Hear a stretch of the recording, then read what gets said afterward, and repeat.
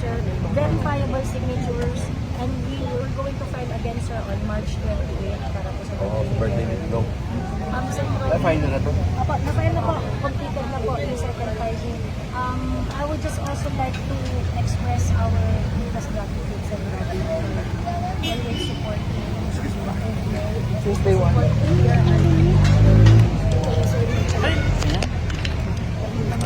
Pakatanggal na lang, ma'am.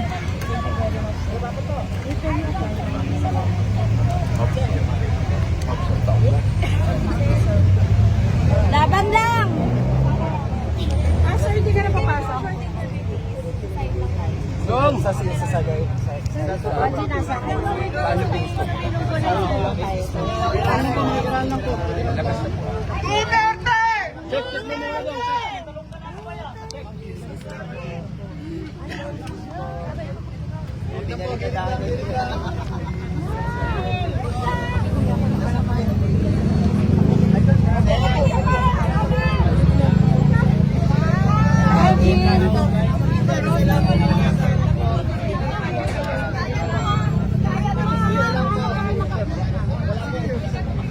Sige, paano po rin pa?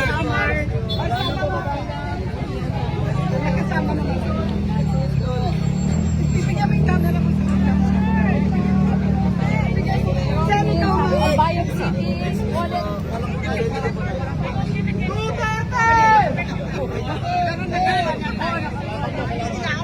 Pasige lang po.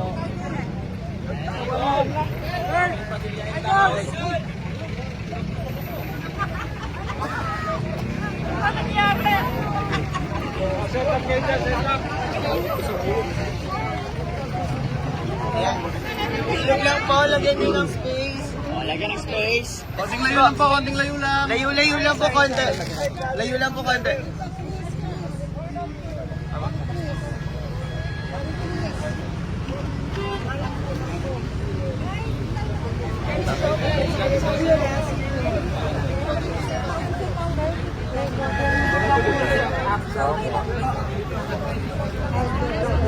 Pas.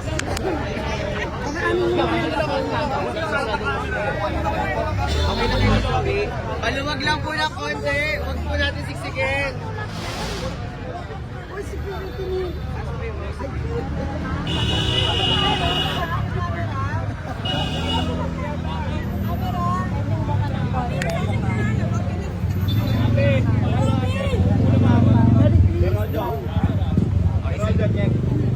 Okay na po. Okay, bud.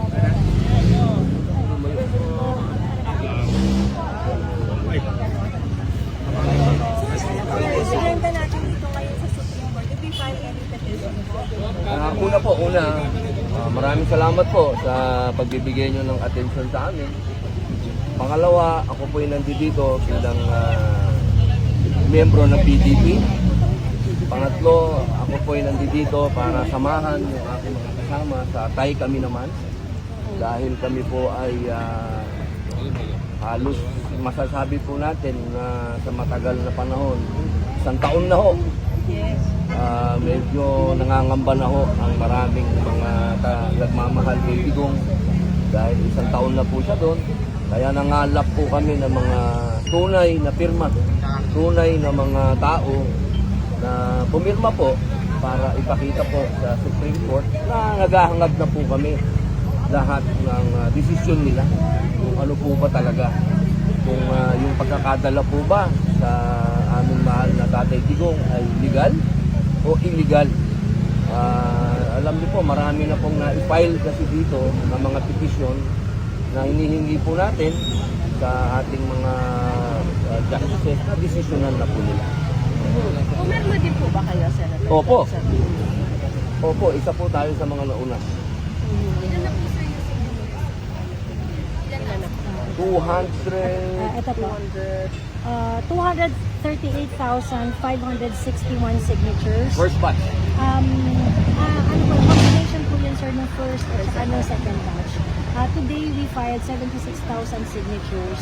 162,561 yung first batch. Meron pa susunod? Meron pa pang susunod.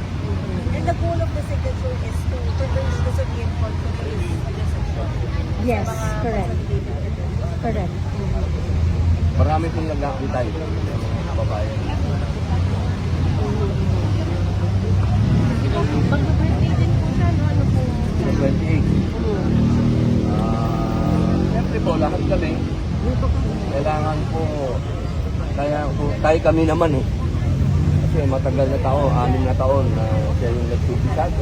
Kami naman nagsipisado. Salamat po. Sir, pinagtibay po ng silver yung pagkakakinig ng Panginoon. Ano po ang nakikita nyo? Kasi ang expectation Ng po ICC? ay, yes po, ang Hindi naman namin kinikilala yung ICC. Kami lahat, lalo na ako. Pilipinas to, dapat hindi natin nalagyan si dating Pangulo Rodrigo Roa Duterte. Pero siyempre, kami naniniwala na dapat nandito sa jurisdiction ng Supreme Court. Kasi kung ano man yung decision ng ICC, masakit sa amin yun. Dahil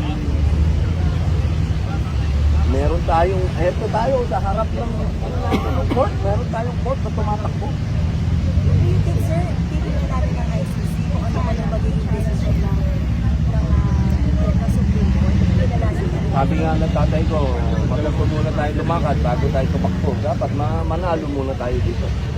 Pag nanalo tayo sa laban natin dito, malaking tagumpay na yun. Sunod na yun.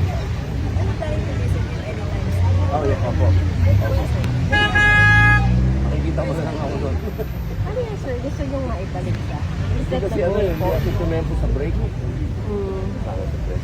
Ang goal po ba is maibalik? Opo, yun po yung hardest score dito. Yung body.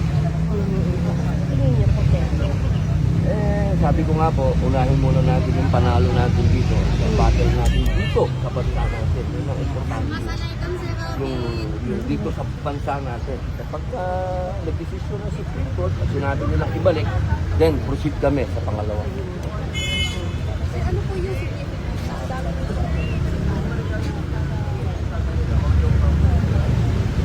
Sabihin po nito, marami pong tao ang nagmamahal kay Tatay Digong at huli-huli lang. At ito po yung mga totoong tao. Hindi po ito magic. Pumirma lang kung sino-sino. Hindi po. Ito po yung galing sa iba't ibang lugar. Kaya na kayo, pasting ako.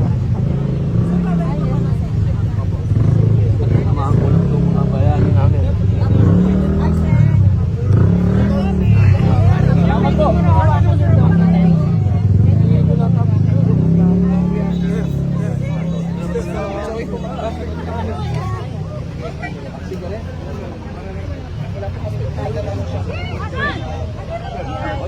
Kasi yung mahal tayo ng mga kapulis.